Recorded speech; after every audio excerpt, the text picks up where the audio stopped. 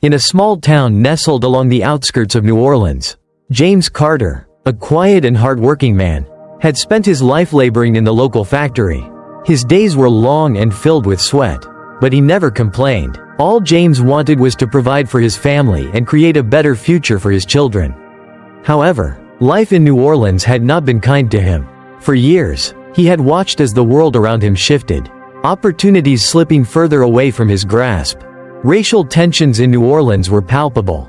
Discrimination was woven into the very fabric of society, with jobs, education, and even basic human rights denied to many simply because of the color of their skin. It was a harsh reality, one that James had grown accustomed to but never accepted. Every day, he fought against the barriers that society had built to hold him back, even though he knew it would never be easy. Despite his resilience, it often felt like his efforts were in vain. One afternoon, as James made his way home from a long day at work, he passed by the town's old courthouse. It was a building that had seen its fair share of injustice, a symbol of the system that had long oppressed people like him. He had heard stories about the courthouse's role in maintaining the status quo, a place where decisions were made that kept the white community in power while those of color were left to suffer. But on this day, something was different. A large crowd had gathered in front of the courthouse, their voices rising in a chorus of frustration and defiance. James paused, curiosity getting the better of him. As he approached, he could make out the words, "Justice for all," and "End racial inequality now." It was a protest, one that was gaining momentum in New Orleans as more and more people began to speak out against the system that had failed them for so long. James felt a fire ignite within him. For years, he had been silent, accepting the cruelty of the world around him because it was all he knew. But now, as he stood among the crowd, something stirred in his heart, a glimmer of hope that maybe, just maybe, things could change. Among the protesters, James noticed a woman standing on the steps of the courthouse. Her name was Emily Harris, a young woman who had become a voice for the voiceless in New Orleans. Emily had been organizing protests for months, rallying people from all walks of life to stand together and demand justice.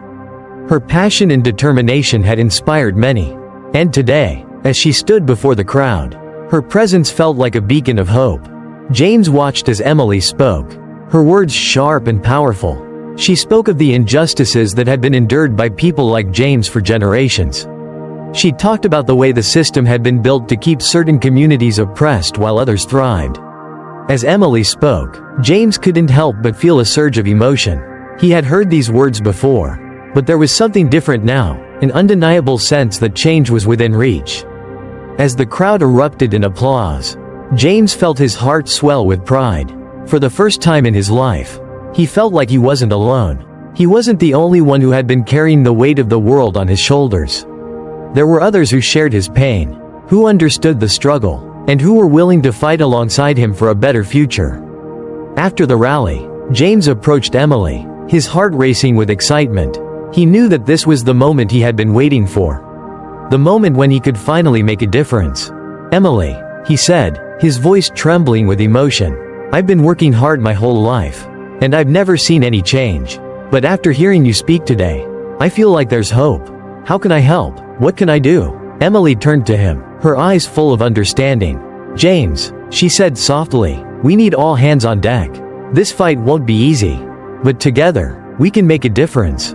We need to keep pushing, keep speaking out, and keep demanding justice. Your voice matters, and your story matters." From that day forward, James became a part of something much bigger than himself.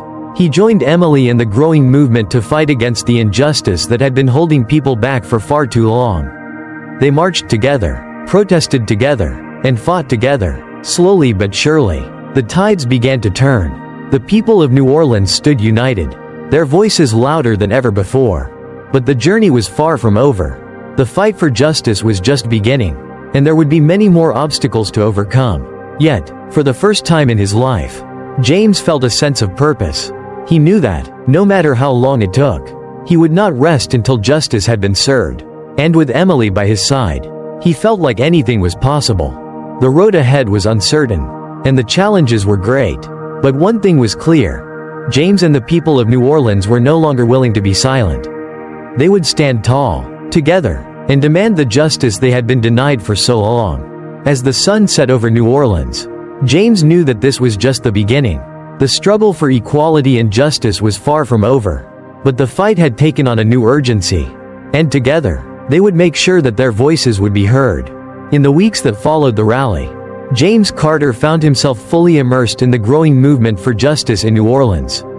He had never felt more alive, more connected to the community around him. He worked alongside Emily Harris, organizing protests, spreading awareness, and speaking to those who had long felt silenced by the injustices that plagued their lives. Together, they were creating something powerful, something that had the potential to change everything. But despite their growing momentum, the road ahead was still fraught with obstacles. The system they were fighting against was deeply entrenched, and the powers that be in New Orleans were not ready to give up their control without a fight. James had seen firsthand how the law enforcement and political leaders in the town had consistently turned a blind eye to the needs of the Red community. The injustices they had experienced for years were brushed aside, dismissed as mere inconvenience. It was a bitter reality that James had come to accept, but it also made him more determined than ever to fight back. One evening, James and Emily sat together at a small cafe near the edge of town. Talking strategy over coffee, the cafe had become their unofficial headquarters, a place where they could gather their thoughts, plan their next move, and reflect on the progress they had made. "Emily," James said quietly, "I've been thinking a lot about what you said, about how we need to keep pushing, no matter what. It's not just about us anymore. It's about the generations that came before us and the ones that will come after. We're fighting for all of them." Emily smiled, her eyes filled with the same fire that had driven her to become a leader in the movement. "Exactly. This isn't just about us. It's about showing the world that we won't stand idly by while they keep us down. We have to demand change, not just for our community, but for every person who's ever been made to feel less than." James nodded, his heart swelling with emotion. He had heard Emily speak many times before, but each time, her words seemed to resonate more deeply. The fire in her voice was contagious, and it had ignited a fire within him as well. He realized that they were part of something far bigger than themselves.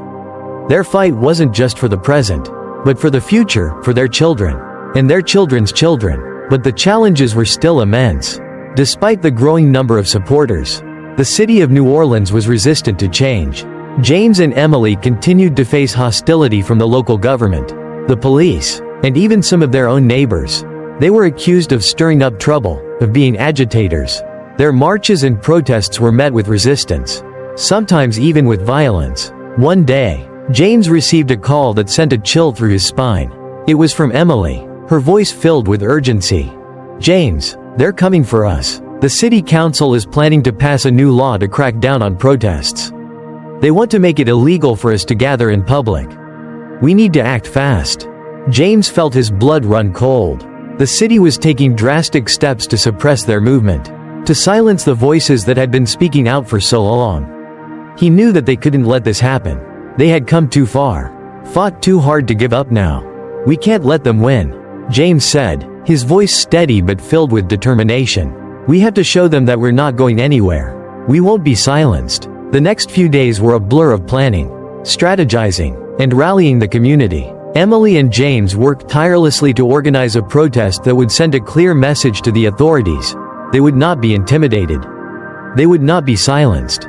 The stakes were higher than ever before, and they both knew that the outcome of this protest could determine the future of their movement. On the day of the protest, the streets of New Orleans were filled with people from all walks of life, red, white, young, old, and everything in between.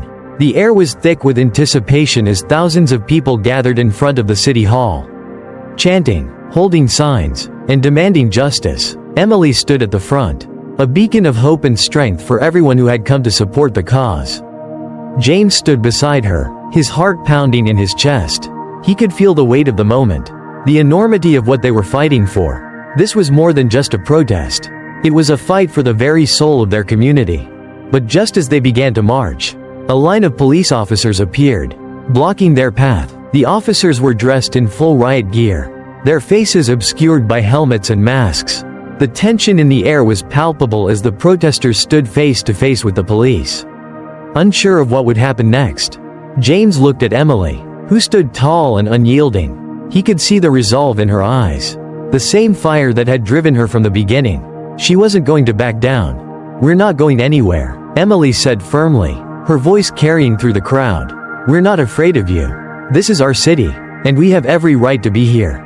The standoff between the protesters and the police lasted for hours, the tension mounting with every passing minute. But as the day wore on, something incredible happened. More people began to arrive, more people who believed in the cause. More people who were willing to stand up and fight for what was right. The crowd grew larger and louder, their chants echoing through the streets of New Orleans. James watched in awe as the movement continued to grow. The protesters, led by Emily, were no longer a small group of marginalized voices. They were a force to be reckoned with. And just when it seemed like the police might move in to break up the protest, something unexpected happened. The officers, who had once stood in defiance of the protesters, slowly began to step back. Some of them even removed their helmets, acknowledging the power of the people standing before them. It was a victory, a small but significant one. James and Emily had shown the world that they would not be silenced. Their fight for justice was far from over. But that day, in New Orleans, they had made their voices heard. And James knew that, together, they would continue to fight, no matter the cost. The road ahead was long. But for the first time, he felt a sense of hope. The winds of change were beginning to blow. And nothing could stop them now. The days following the protest in New Orleans were filled with a mixture of relief and anticipation. The success of their demonstration had proved something that James Carter and Emily Harris had long known, that the people of New Orleans were ready for change. And they were willing to fight for it. But even as the momentum built, the road ahead remained uncertain. The city government, embarrassed by the powerful turnout, retaliated swiftly. The mayor's office issued statements denouncing the protesters, labeling them as troublemakers and blaming the disruption on external influences. But Emily and James weren't deterred. They knew this was just the beginning, that this wave of resistance couldn't be stopped by a few harsh words or empty threats. As the weeks went on, the protest movement gained traction. More and more people came forward, eager to join the fight. But the resistance from the local authorities grew more intense, and the political pressure began to mount. Emily, who had become the de facto leader of the protests, spent sleepless nights organizing marches, preparing speeches, and meeting with community leaders. She knew they needed more than just words, they needed action. But it wasn't just her leadership that was pushing the movement forward, it was James's quiet strength that kept her grounded. He wasn't one for the spotlight, but his steady presence and unwavering belief in the cause were what made the whole thing feel real. One day, as Emily and James sat down in a small room in the back of the community center, Emily turned to James with a worried expression. The pressure was starting to take its toll on her, and she knew it was weighing heavily on him as well. "James," she said softly, "I'm not sure how much longer we can keep this going. The more we push, the more they fight back. The city's pulling out all the stops to make sure we don't get anywhere." James looked at her, his eyes filled with understanding. "We've been fighting this fight for a long time, Emily. The system won't change overnight. But what we've started here, it's real. People are listening. And even when the world feels like it's pushing against us, we can't give up. This is about more than us. This is about our children and their children. This is about New Orleans." Emily took a deep breath, her shoulders sagging as the weight of everything began to settle on her. She had always been the strong one, the one who inspired others to keep pushing, to keep moving forward. But even the strongest people had their limits. She leaned back in her chair and closed her eyes for a moment. "I know you're right," she said quietly, "but sometimes, it feels like the more we fight, the more we lose." Before James could respond, there was a knock at the door.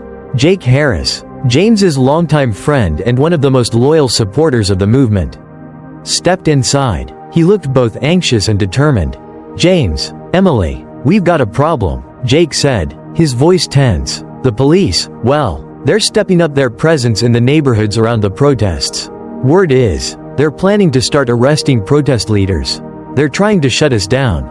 The news hit like a punch to the gut. Emily stood up, her heart pounding. "What do we do?" she asked, her voice barely above a whisper. The thought of everything they had worked for being taken away in one swift move was almost too much to bear.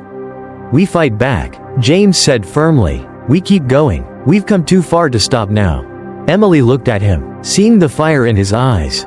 And for the first time in a long time, she felt a glimmer of hope. James had always been the steady hand, the one who kept her grounded when the pressure was too much. She knew that with him by her side, they couldn't be stopped. The next day, they gathered the community at New Orleans's historic park for what would be their largest protest yet. The park had long been a symbol of both community and division. A place where people had gathered for generations to celebrate but also to stand up for what they believed in. It was the perfect place for a rally that would send a clear message to the city. The people of New Orleans would not be silenced. James and Emily stood at the front of the crowd, side by side, as the sea of people stretched out before them. The energy was electric. People from all walks of life had come together to stand for justice. Their chants filled the air, demanding equality, demanding respect, demanding change. But the response from the police was swift and brutal. As the protest grew in size, so did the presence of law enforcement. Officers in riot gear lined the streets, their eyes watching every movement, every word spoken. It was clear that the city was prepared to do whatever it took to stop the protest. The tension was thick, and the air felt charged with a sense of impending confrontation. Just as the protest reached its peak, the first wave of police moved in, pushing back the crowd with force. The sounds of shouting and clashes filled the air. Emily and James held their ground, even as they were pushed back by the riot police. "We can't stop," Emily shouted over the noise, her voice unwavering. "We'll stand here until they hear us." James looked around, his heart racing. This wasn't just about a protest anymore. It was a battle for their rights, their dignity, and their future. The fight wasn't just in the streets, it was in their hearts, their spirits, their very will to continue pushing for what was right. As the protest continued, James realized that this was the turning point they had been waiting for. The world was watching, New Orleans was watching, and no matter how difficult the fight would be, they could no longer afford to give up. The future of their community and their nation depended on what they did next. And with that realization, James and Emily stood tall, resolute in their belief that change was not just possible, it was inevitable. Together, they would continue to fight. Together, they would make history. The protests in New Orleans had reached a fever pitch. The streets were flooded with people from all walks of life, their voices united in the fight for justice. James Carter and Emily Harris had become symbols of resistance, the faces of a movement that no longer could be ignored. But as the protests grew larger and the voices grew louder, the pressure from the local authorities became even more intense. The city had made its stance clear. They wanted to put an end to the growing unrest. But James and Emily refused to back down. They knew that the stakes were higher than ever before. The future of New Orleans depended on the unity and determination of its people. And together, they were strong. Together, they could make a difference. One evening, after a particularly tense protest, James and Emily sat on the porch of Emily's home, the warm summer air hanging heavy around them. They had just returned from a long day of organizing and rallying, and the fatigue was evident in both of their faces. Despite the exhaustion, there was also a sense of hope. They could feel the momentum building. The city slowly starting to acknowledge the movement, no longer able to ignore the voices of those who had been silenced for so long. "James," Emily said quietly, "do you think they'll ever really listen? Do you think the city will ever give us what we deserve?" James turned to her, his gaze steady. "They'll listen, Emily. They have to. The people of New Orleans are too strong, too determined to be ignored. We're fighting for what's right, for what's fair, and they can't keep turning a blind eye to us forever." Emily nodded, but a shadow of doubt lingered in her eyes. "But how much longer can we keep this up? The police, the arrests, the violence. It feels like we're just running in circles." James placed a hand on her shoulder. "I know it's hard, but we're not alone. Look around you. The people are with us. Every march, every protest, every voice that speaks out, those are our victories, Emily. And each day, we get closer to the change we need." The words seemed to settle in Emily's mind, and she exhaled deeply, her resolve strengthening. There was truth in what James said. Despite the hardships, despite the constant opposition, they were making progress. New Orleans was waking up, and they were at the heart of it. The next morning, a surprise came. James received a phone call from an unexpected source, Mayor Walker. The very man who had condemned the protests and dismissed the movement just weeks before. His voice on the other end of the line was stern but calm. "James, I know we've had our differences," the mayor began, "but after the events of the last few weeks, it's clear that this city needs to change. The people of New Orleans are demanding it, and it's time for the government to listen." James's heart raced as he listened to the mayor's words. He had always known that New Orleans was a place of deep-rooted racism and injustice. But this was something different. The mayor's statement felt like a shift. A turning point. Perhaps, just perhaps, the fight was starting to break through the walls of power. "We're ready to discuss some reforms," Mayor Walker continued, "but it'll take time, and it won't be easy. I'm willing to work with you, but I need your trust. This is bigger than politics now. This is about the future of our city." James stood in stunned silence, absorbing the weight of the mayor's words. After years of being ignored, after fighting so hard against a system that had kept them down, this was a moment of victory. He looked over at Emily, who had been listening quietly. "What do you think?" James asked, his voice uncertain. Emily met his gaze, her eyes bright with determination. "I think it's a step in the right direction. But we can't stop here. We've fought too hard to stop now." And so, the next few weeks were filled with discussions, negotiations, and plans for reform. James and Emily worked tirelessly with local leaders, activists, and government officials, fighting for the changes that would finally bring justice to the Red community in New Orleans. It wasn't easy. There were setbacks, heated debates, and moments when it seemed like progress would never come. But through it all, James and Emily stood strong, united in their belief that the people of New Orleans deserved better. As the months went by, real change began to take shape. The city passed new laws to protect the rights of minority communities, making significant strides toward dismantling the systemic racism that had plagued New Orleans for so long. The police force was restructured, with more emphasis placed on community engagement and accountability. And most importantly, the voices of the people, voices like James and Emily, were heard. The victory was hard-earned, and it came with many challenges. But it was a victory nonetheless. James and Emily had achieved something that had once seemed impossible. They had given hope to an entire community. And through their tireless work, they had brought about real change. Standing in front of the newly established community center in New Orleans, James and Emily watched as the people they had fought for came together to celebrate. The streets were filled with music, laughter, and a sense of unity that had never existed before. It was a moment of triumph. A moment that would go down in history as a turning point for New Orleans. "James," Emily said, her voice filled with emotion. "We did it. We really did it." James smiled, his heart swelling with pride. "We did it, Emily. But it's not over. This is just the beginning. The fight for justice never truly ends. But today, we can finally say we made a difference." And as the sun set over New Orleans, James and Emily stood side by side, knowing that their journey had changed not just the future of their city, but the future of their children and their community. Together, they had fought for justice, and together, they would continue to fight, no matter what the future held.